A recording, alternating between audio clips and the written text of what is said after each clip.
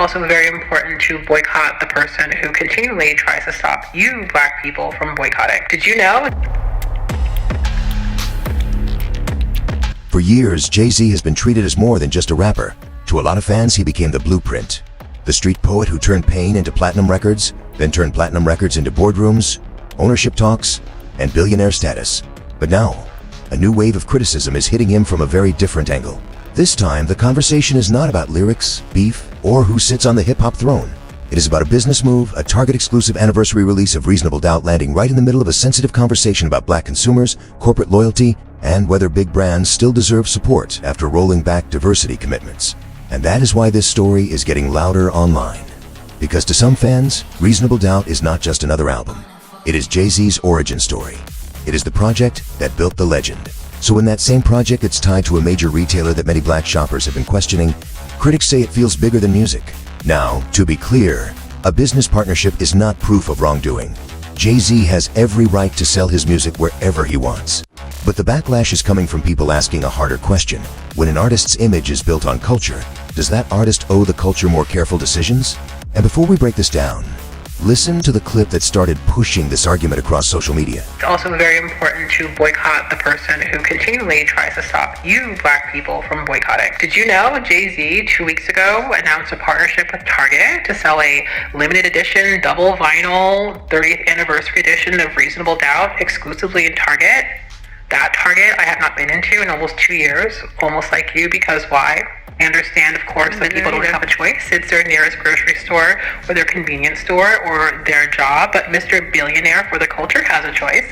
And you could have chose to sell it in, Black-owned record shops or other small businesses, but no, he chose Target, and that's very intentional. This is where the detail matters. The issue is not simply that Jay-Z's music is available at a big box store. Major artists have sold albums through Target for years. That part is normal. The part people are focusing on is the exclusivity. When a release is promoted as a Target exclusive, it means the rollout is not just sitting on a shelf next to every other album. It becomes a partnership moment. It becomes marketing. It becomes a statement about where the artist is sending collectors, fans, and day one supporters. And that is why some people are reacting so strongly. Because Reasonable Doubt is not just a random catalog item. This is the album that introduced Jay-Z as a voice from Brooklyn with ambition, paranoia, strategy, and survival in every bar. It is the record that built the foundation for the empire people now associate with him. So critics are asking, why take that legacy and attach it to Target at this particular moment? Especially when Target spent the last year facing backlash over DEI changes, Black business commitments, and consumer boycotts. Now, there is another side. Some fans will say this is just capitalism. Jay-Z is a businessman, Target is a retailer, and collectors want limited edition vinyl. That is the clean version of the argument. But the messy version is what keeps going viral. If your brand has always leaned on Black cultural loyalty, then people are going to judge where you place that brand. And once the word exclusive enters the conversation, fans stop seeing it as just a product. They start seeing it as a signal. So now the debate becomes simple. Is this just another smart Jay-Z move? Or did he misread the room? That is why Jay-Z is where he is. Jay-Z was invented by wealthy elite, and that's not conspiracy talk. Certain artists never got the producers, or the deal, or the meeting, or the tours, or the radio programming, or the MTV programming. That's an entire industry network that is not organic. It's not even fan responsive, it's coordinated. And like most rappers, he had the sort of perfect, mind of a street level criminal. Although he shot his brother and then 20 years later stabbed someone. So I don't know, if he had a better understanding of where vital organs are located, he'd be a serial killer. I digress. He was the perfect product. That clip brings up a much bigger conversation. And this is where we have to slow it down. Because whenever people throw around words like industry plant or corporate pawn, the internet usually turns it into a shouting match. But in Jay-Z's case, nobody serious is saying the man had no talent. That would be ridiculous. The music, the catalog, the writing, the influence, all of that is real. The real argument is different. It is about whether Jay-Z's talent made him powerful, or whether his power made him useful to institutions that wanted access to hip-hop culture without dealing with the anger behind it. That is the uncomfortable part. Jay-Z's entire career has been built around transformation. He went from independent hustle to major label dominance, from Rockefeller to Roc Nation, from rap star to billionaire business figure. And, for a long time, that was celebrated as the ultimate success story. People looked at him and said, that is what ownership looks like. That is what elevation looks like. That is what winning looks like. But the backlash now is showing that the audience is not looking at success the same way anymore. Fans are starting to ask what kind of success it is when the same community that made an artist powerful feels like it only gets remembered when there is something to sell. And that is why this Target situation feels so explosive. It is not happening in a vacuum. It is landing after years of people debating Jay-Z's role in corporate spaces, social justice conversations, and controversial partnerships. Look at the Barclays Center conversation. For casual fans, Jay-Z's name was heavily tied to Brooklyn, the Nets, and the arena. It felt like a hometown victory. It felt like Brooklyn's favorite son had walked into a building and made it feel black, cool, and culturally important.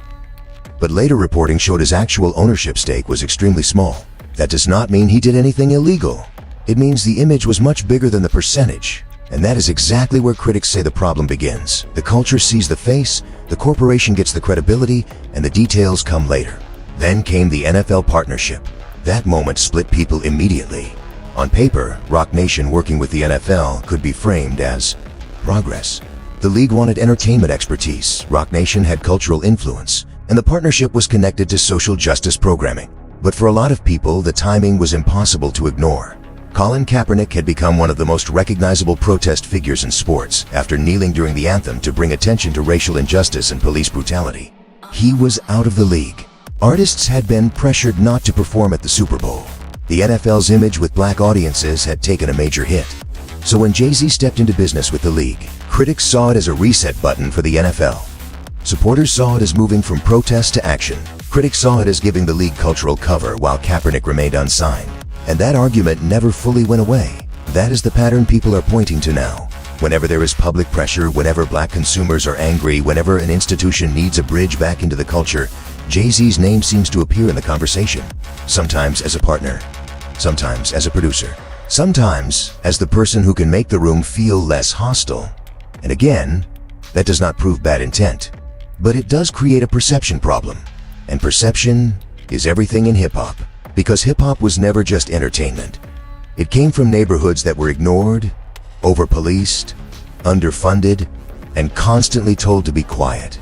So when someone rises out of that world and becomes one of the richest entertainers alive, people celebrate it. But they also watch what that person does with the power. That is why the Target backlash hits a nerve. Target's DEI rollback was not just a boardroom headline. For many consumers, it felt like a company making promises to black communities during one political moment, then backing away when the pressure changed. Some black-owned brands even warned that boycotts could hurt them too, which made the situation complicated. But the anger was real. The feeling of betrayal was real. And the idea of using dollars as protest became a major part of the conversation. So when Jay-Z's anniversary vinyl shows up as a Target exclusive, critics see it as more than a collector's item. They see it as a test. Will fans break their own boycott energy for nostalgia? Will people walk back into a store they said they were done with just because Jay-Z's name is on the product? Will the emotional attachment to Reasonable Doubt be stronger than the frustration with Target? That is why some people are calling it a bad look. Not because Jay-Z cannot do business, not because he has to ask permission before releasing vinyl, but because the move feels tone-deaf to people who believe the community is trying to send a message with its spending. And this is where the conversation around Jay-Z's image becomes even more complicated. In recent years, his name has been attached to billionaire debates, NFL debates, Super Bowl debates, legal headlines, and broader conversations about what black leadership is supposed to look like in entertainment. In 2025, the civil lawsuit connected to him was voluntarily dismissed with prejudice, and Jay-Z denied the allegations. But the fact that the case became such a major public headline shows how much attention follows him even when he is not actively releasing music. That level of attention is power. But it is also pressure. Every move gets analyzed. Every partnership gets turned into a referendum. Every brand deal becomes a question about loyalty. And for Jay-Z, that pressure is even heavier, because his whole brand is built around being smarter than the room. He is not viewed as someone who just signs paperwork without understanding the optics. Fans believe he knows exactly what a deal means, exactly how culture reacts, and exactly how corporations use celebrity influence. That is why people are not accepting the "it is just vinyl" explanation so easily. Because if Jay-Z understands business at the highest level, then critics believe he also understands timing. He understands symbolism. He understands that Reasonable Doubt represents the beginning of his story. So, if he chooses Target as the exclusive home for that anniversary release, people are going to ask what message that sends. Now, There is a fair counterargument. Jay-Z supporters can say the man has spent decades proving he knows how to turn ownership into opportunity. They can point to Roc Nation, distribution, artist support, legal advocacy, and the way he helped push hip-hop into rooms it was once locked out of. They can argue that every major black mogul faces the same impossible standard. If they stay outside the system, they are called powerless. If they work inside the system, they are called compromised. That is a real debate, but the other side is just as real. People are tired of being told that every corporate partnership is automatically progress just because a black celebrity is attached to it. Representation is not always power. Sometimes it is marketing. Sometimes it is access. Sometimes it is just a familiar face placed in front of a deal that was always designed to benefit the corporation first. And that is the tension in this story. Jay-Z is still one of the greatest rappers alive. His impact is not erased by one Target release. But greatness does not block criticism.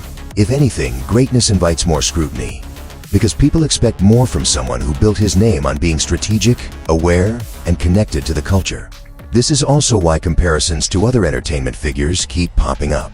People bring up Diddy, Kevin Hart, and other major black celebrities because the public is wrestling with a bigger question. Who actually represents the community, and who simply benefits from being seen as a representative? It does not mean every famous black entertainer should be treated the same. It means fans are becoming more careful about who they give automatic trust to. And that trust is the real currency here.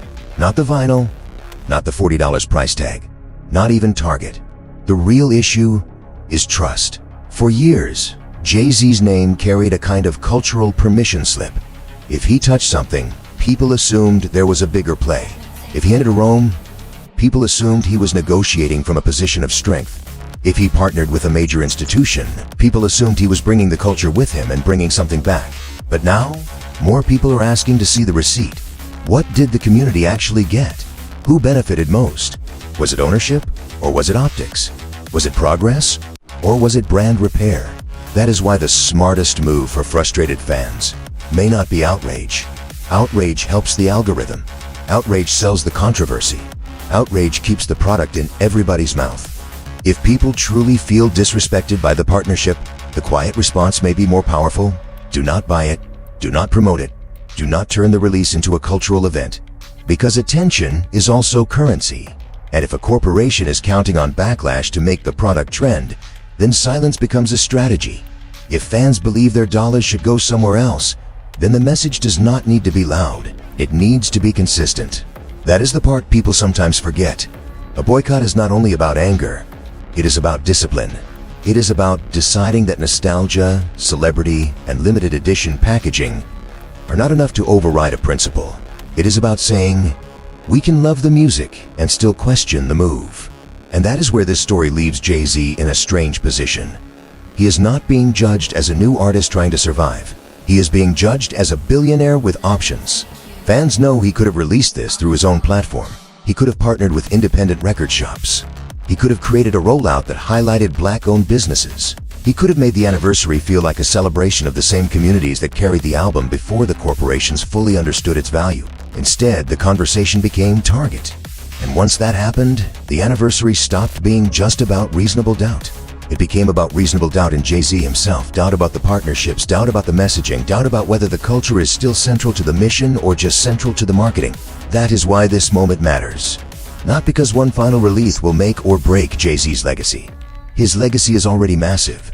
But moments like this can change how people emotionally connect to that legacy. And in hip-hop, emotional connection is everything. The bars matter, the catalog matters, the business wins matter, but the audience has to believe that the person behind the empire still understands the people who made the empire possible. So now, the question is not whether Jay-Z can sell a Target exclusive. Of course he can. The real question is whether the people who once saw him as the ultimate symbol of cultural elevation are still willing to follow him into every room he chooses to enter. And this time, a lot of people online are saying, not automatically.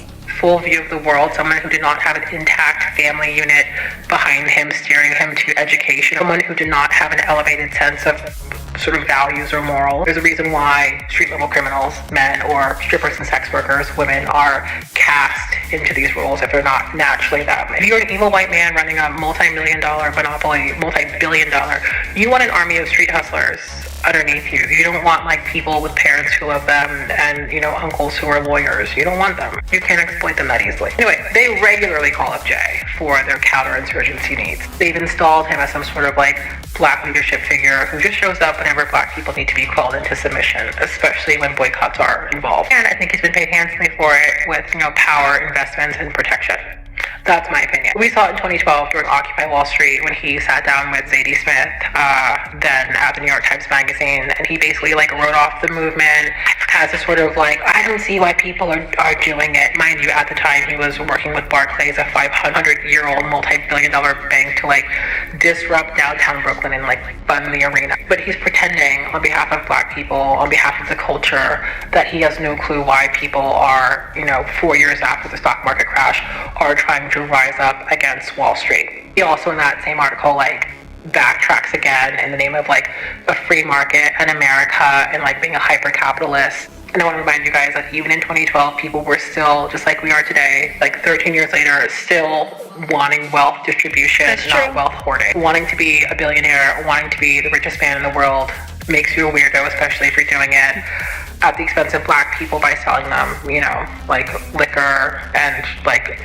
derogatory images and misogyny and trying to sell them casinos. 4 years later, in response to police brutality, Colin Kaepernick is protesting the national anthem. And he's being targeted, harassed, penalized by America, white America, and their pets.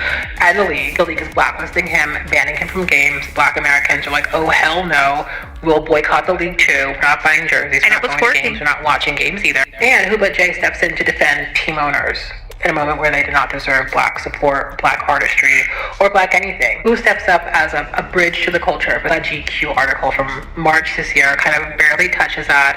You know, Jay says that he stepped in to help the vulnerable NFL through their critiques, although, again, like a coward, doesn't actually say what their critiques were. It didn't say the NFL was terrorizing a black player for stepping up to defend the rights of black people, and I chose to help them and not him. He doesn't say that, of course. In that same breath, by the way, says that black people are an emotional people and doesn't actually take any time to like validate why black people were feeling emotional during that time, why we had outrage during that time. Anyway, he announced shows in LA. You have a choice. You can buy his tickets and fund his $50,000 bottles of wine, or you can also boycott that man who... And that is where this whole debate lands. Some people will still support Jay-Z no matter what, because to them, the music, the legacy, and the business wins outweigh the criticism. Others are looking at this Target exclusive and saying the timing tells them everything they need to know. But the bigger message is not just about one artist or one album. It is about consumer power. It is about whether fans understand that attention, streams, purchases, and public defense all have value. When a community gives an artist cultural power, that power does not come from nowhere. It comes from years of loyalty, protection, celebration, and emotional investment. So, if people feel like that loyalty is being used against them, they have a choice. They do not have to attack anybody. They do not have to turn it into chaos. They can simply decide where their money goes and where their attention goes. That is, the park corporations understand better than anything. Not outrage, not comment sections, not debate panels, dollars. So now the conversation goes back to the audience. Is this just another smart business move from Jay-Z? Or is this the moment fans finally start separating the music from the machine behind it? Drop your thoughts in the comments, because this one is not as simple as love Jay-Z or hate Jay-Z. This is about legacy, loyalty, and whether the culture still controls its own value.